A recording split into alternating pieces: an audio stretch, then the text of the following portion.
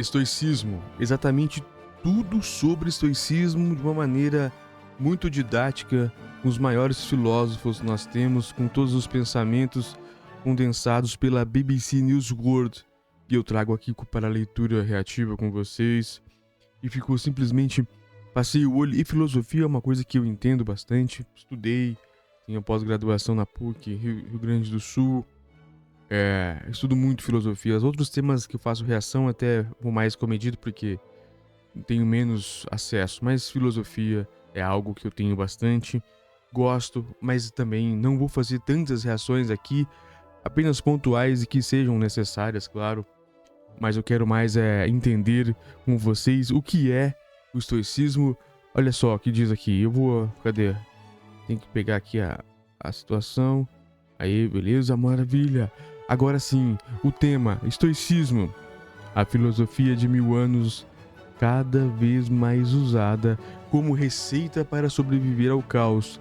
É de 2018 essa situação, mas ela é simplesmente excelente, muito boa. Vai ser interessantíssimo esse tipo de leitura.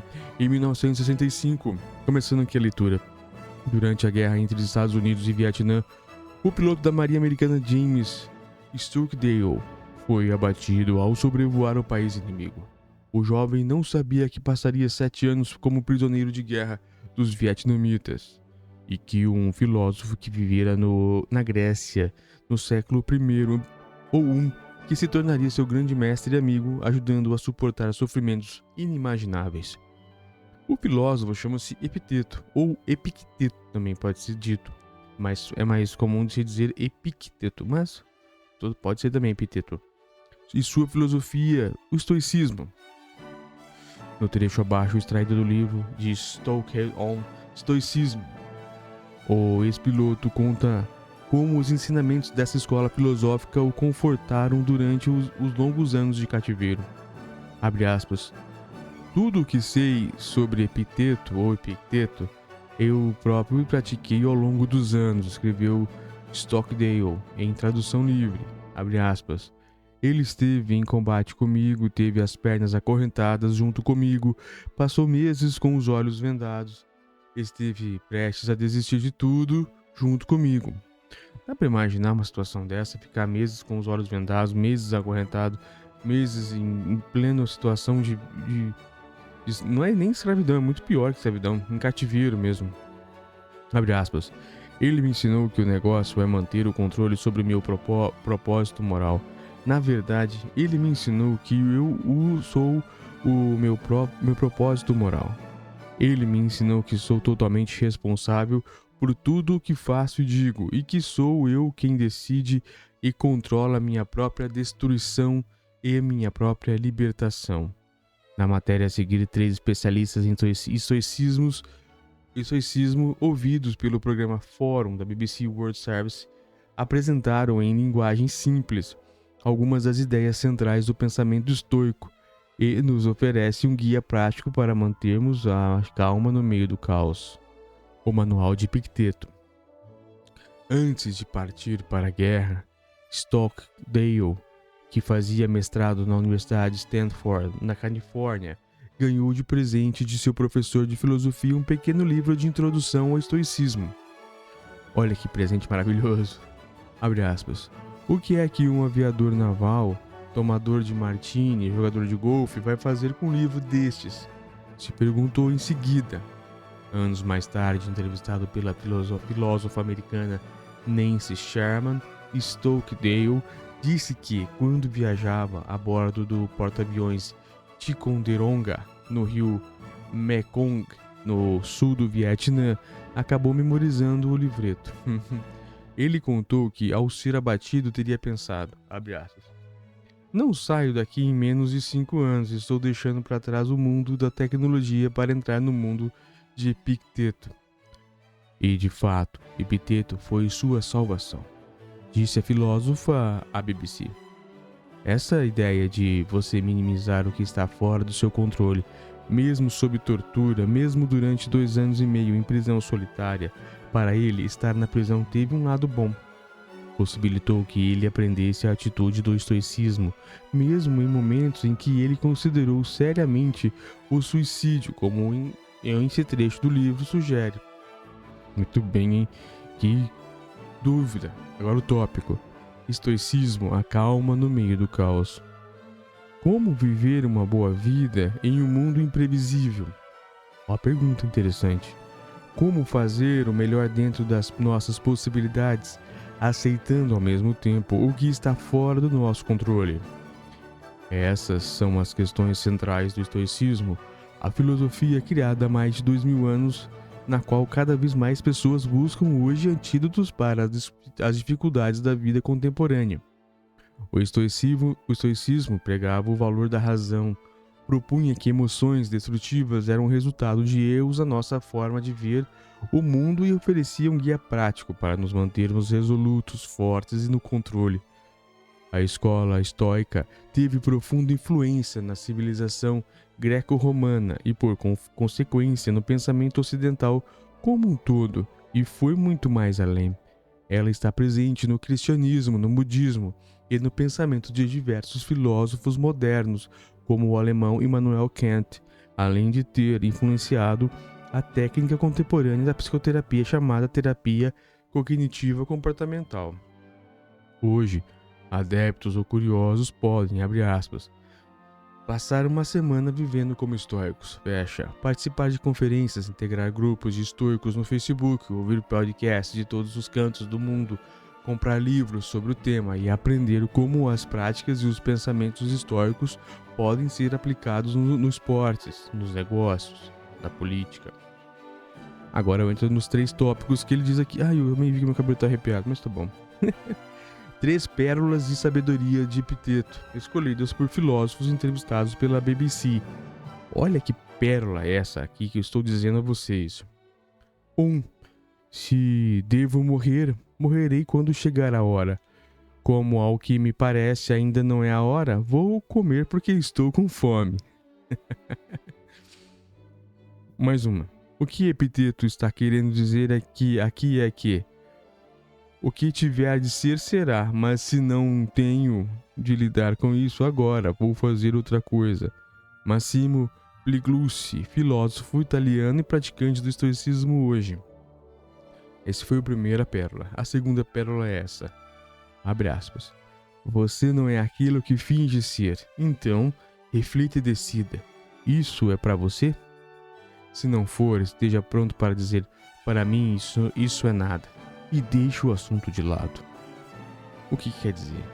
Deixe para trás as coisas que não estão sob seu controle e tente trabalhar duro naquilo que está sobre o que você pode controlar. Nancy Sherman, a filósofa americana que estuda a influência do pensamento estoico sobre a ética militar. A terceira pérola, abre aspas. Não espere que o mundo seja como você deseja, mas sim como ele realmente é. Dessa forma, você terá uma vida tranquila. A explicação é: para quem vê conformismo nessas palavras, uma ressalva. Eles não estão propondo que você seja passivo em relação à vida, mas que aceite as coisas que estão além do seu controle e que já aconteceram, diz o filósofo e psicoterapeuta escocês Donald Robertson. A história do estoicismo. Eu falei que isso aqui era bem completo. A história do estoicismo é completo aqui, é completo. Tudo que tiver colado do estoicismo nós vamos falar. Por isso compartilhe e nos ajude. Até com valeu. O estoicismo foi fundado no século III a.C. por Zeno, um rico mercador da cidade de Sício, no Chipre. Após sobreviver a um naufrágio em que perdeu tudo que tinha, Zeno foi parar em Atenas. Ali conheceu as filosofias de Sócrates, Platão, Aristóteles e seus seguidores. Abre aspas. Ele se deu conta de que existia um mundo não material e que era mais previsível e controlável do que o mundo que ele tinha como mercador. Abraçou as ideias daqueles filósofos e passou a viver como uma vida simples e fundou a própria escola filosófica de Sherman. Essa filósofa que está ajudando aqui a BBC. Os primeiros estoicos, ou estoicos, criaram uma filosofia que oferecia uma visão unificada de mundo e do lugar em que o homem ocupava nele. O pensamento era composto de 3 partes: a ética, a lógica e a física. E é exatamente isso que eu estudo. Não que eu sigo. O estoicismo propunha que os homens vivessem em harmonia com a natureza, o que para eles significava viver em harmonia consigo próprios, com a humanidade e com o universo. Para os estoicos, o universo era governado pela razão, ou logos, um princípio divino que permeava tudo. Portanto, estar em harmonia com o universo significava viver em harmonia com Deus.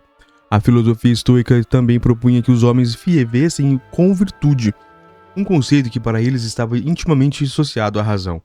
Como explica o filósofo Donald Robertson, abre aspas, se pudéssemos viver com sabedoria guiados pela razão, vamos florescer e realizar nossos potenciais como seres humanos. Deus nos deu essa capacidade. Cabe a nós usá-la de maneira apropriada, diz ele. Tópico: Sêneca, como nos blindarmos contra o infortúnio. O estoicismo floresceu durante 2 séculos na Grécia Antiga e por volta de 100 a.C. voltou a ganhar popularidade em Roma. Os textos e ensinamentos dessa filosofia que ainda sobrevivem da data deste período. Um dos mais conhecidos pensadores dessa época é Sêneca, conselheiro do infame imperador romano Nero.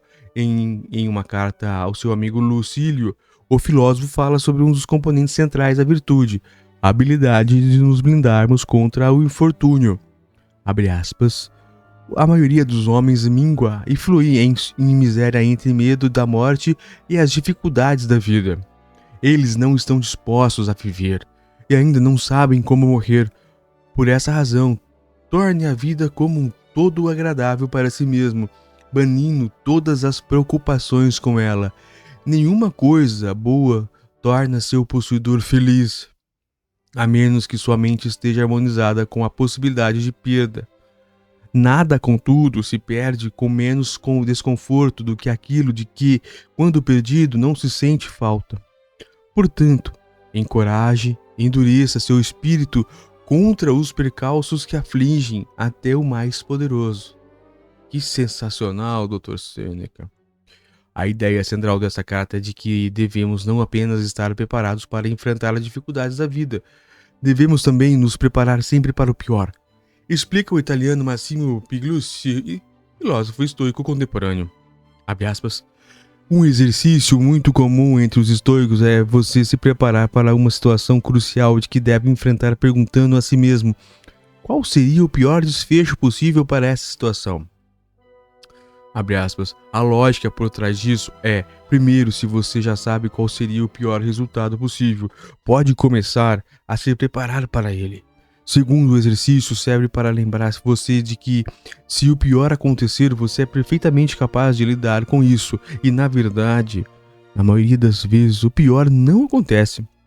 Muitos diriam, no entanto, que para Sêneca o pior aconteceu. Acusado de participar de um complô contra Nero, ele acabou cometendo suicídio por ordem do imperador. O filósofo, por sua vez, talvez questionasse: o que é mesmo esse pior? Isso porque, para os estoicos, a morte não é necessariamente ruim e a riqueza não é necessariamente boa, explica o escocês Robertson. Abre aspas. Para os estoicos, a vida não é em si uma boa coisa. É uma oportunidade, e o que importa é o que fazemos dela. Um sábio, um homem ou uma mulher bons podem fazer algo útil com suas vidas. Uma pessoa má ou tola pode fazer algo ruim com suas vidas. E o mesmo vale para qualquer coisa que os estoicos consideram estar fora do nosso controle, como, por exemplo, nossa saúde, nossa riqueza, a nossa reputação. Essas coisas são vantagens que a vida nos dá, mas não são intrinsecamente boas. Um homem mau pode usar sua riqueza e sua reputação para fazer coisas terríveis, mas, nas mãos de uma pessoa boa, essas coisas podem ser usadas para fins bons, diz Robertson. Sêneca e Epiteto, como lidar com nossas emoções. Os estoicos também tinham uma visão particular sobre as emoções, chamadas de paixões, que dividiam em 3 categorias: emoções boas, ruins e indiferentes. Eles propunham que deveríamos colocar nosso foco nas emoções ruins, ou pouco saudáveis, aprendendo a lidar com elas. Admirado por filósofos ao longo dos séculos, o famoso ensaio sobre a ira de Sêneca propôs formas de lidarmos com esse sentimento. Abre aspas. Sêneca sugere o seguinte: você tem uma visão a respeito de algo ruim que aconteceu, mas você pode mudar sua opinião sobre aquilo. Pode dizer a você mesmo que não foi tão mal assim, que foi um acidente, que a pessoa não tinha essa intenção ou que isso não é importante para você, explica Nancy Sherman. Volta à cena de Epiteto, um ex-escravo que viveu ao século I da era cristã. No trecho a seguir, extraído do seu manual, ele reflete sobre esse mesmo tema, as paixões e como lidar com elas. Abre aspas. Os homens são perturbados não pelas coisas, mas pelas opiniões que eles têm delas. Nossa, que frase. De novo. Os homens são perturbados não pelas coisas, mas pelas opiniões que eles têm delas. A morte, por exemplo, nada tem de terrível senão tê-la aí, é parecido assim a Sócrates. Mas a opinião que reina em relação à morte, eis que faz parecer terrível aos nossos olhos. Por conseguinte, quando estivermos embaraçados, perturbados e penalizados, não atribuamos a outrem, mas a nós próprios, isto é, as nossas próprias opiniões. Quem acusa os outros pelos próprios infortúnios revela uma total falta de educação. Quem acusa a si mesmo mostra que a sua educação já começou. Mas quem não acusa nem a si mesmo nem aos outros revela que sua educação está simplesmente completa. Essa é uma das melhores frases que eu já li na vida, provavelmente. Essas palavras representaram uma verdadeira revelação para muitas pessoas ao longo dos séculos e até hoje, diz Robertson. Abre aspas. Ele está dizendo que são nossas opiniões sobre as coisas que vão determinar se vamos ou não ficar incomodados a respeito delas. Na verdade, são nossas opiniões que vão determinar nossas emoções mais fortes. E isso ainda mais longe são os nossos juízos de valores ou valor baseados em nossas crenças e valores mais profundos que nos levam a ficar aborrecidos em relação às coisas. Mas, em vez de tentar suprimir essas emoções, devemos confrontar as crenças que levam a elas, transformando-as em emoções saudáveis, explica o filósofo e psicólogo Robertson. E sobre aquela terceira categoria e das emoções diferentes, a ideia era simplesmente ignorá-las. Abre aspas. Essas são reações emocionais involuntárias, são a sua primeira reação em relação a algo talvez que pegou você de jeito surpresa e você sente sua pressão sanguínea subindo.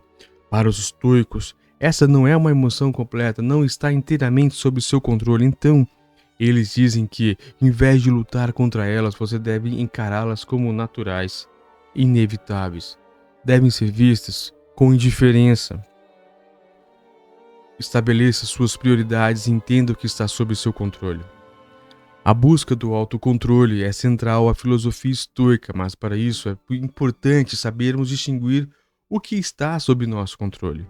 Em resposta a essa pergunta, Epiteto criou duas listas. Preste atenção, é lindo. Abre aspas. As coisas que estão sob nosso controle são nossos julgamentos, opiniões e valores que escolhemos adotar. E o que não está sob nosso controle é todo o resto, além de tudo o que é externo. Explica o filósofo italiano Massimo Pigliucci. O externo aqui inclui minha reputação, minha riqueza e meu próprio corpo. Você pode influenciar seu corpo, manter uma dieta saudável, fazer exercícios. No final, porém, seu corpo não está sob seu controle. Você pode pegar um vírus ou sofrer um acidente e quebrar uma perna. Segundo Pigliucci, essa distinção permite perceber que se as únicas coisas que estão sob nosso controle são nossos julgamentos, opiniões e valores, é neles que você deve manter o foco. Perfeito. Estoicos, igualitários e cosmopolitas. Tópico. Uma característica importante do estoicismo, explica a filósofa Nancy Sherman, é seu espírito igualitário. Abre aspas. Eles foram os criadores do cosmopolismo. Somos todos iguais num certo sentido. Todos compartilhamos uma racionalidade que existe no universo e isso nos torna iguais.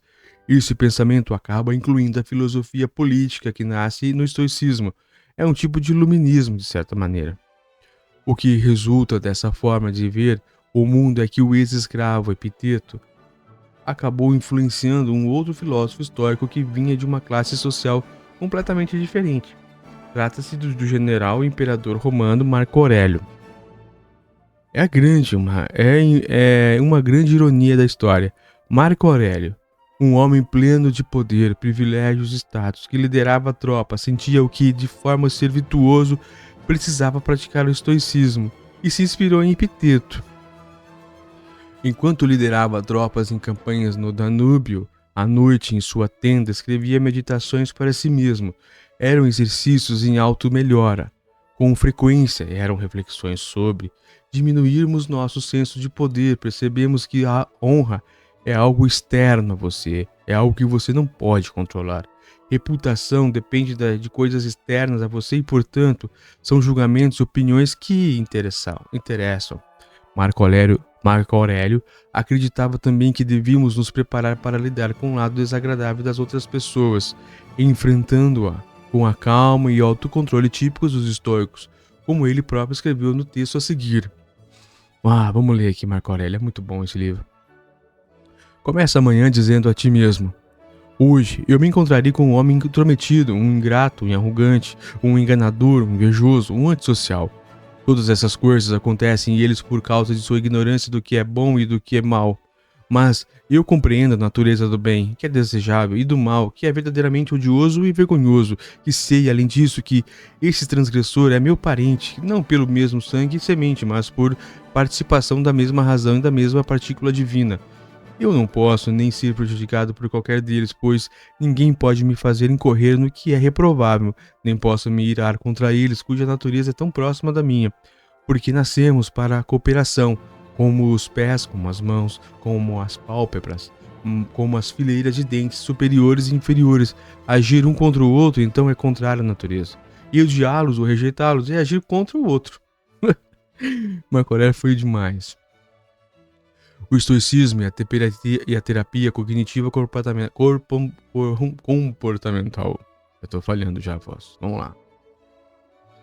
As lições de resiliência que recebemos dos estoicos inspiraram mais recentemente a técnica de psicoterapia conhecida como terapia cognitiva comportamental, TCC.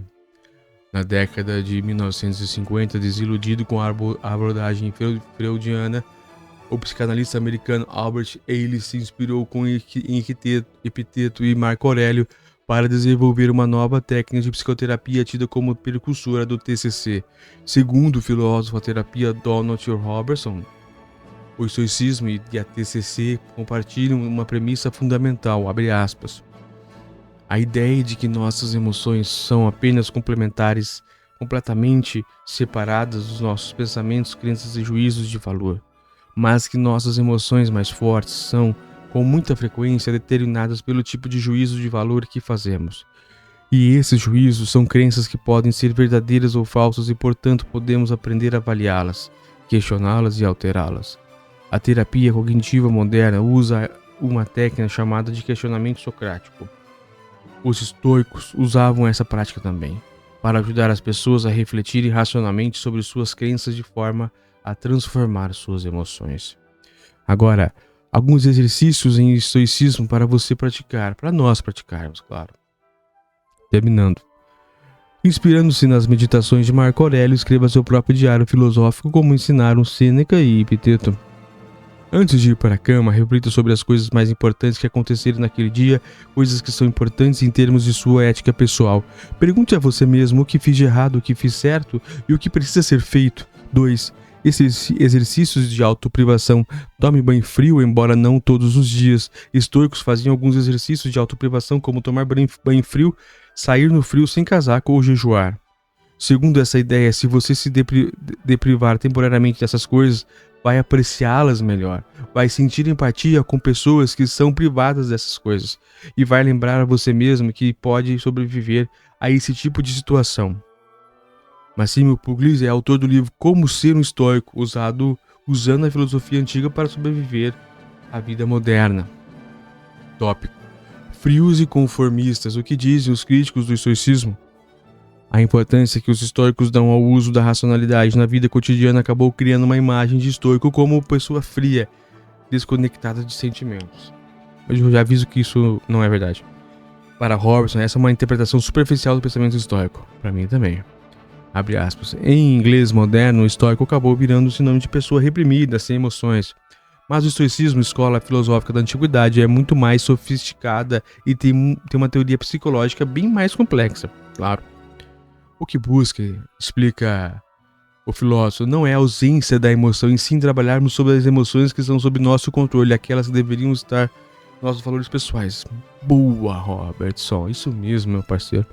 Mas, ao propor que deixemos de lado e aceitemos tudo aquilo que é externo e está fora do nosso controle, essa filosofia não estaria gerando pessoas politicamente apáticas e conformistas, rebatem os críticos.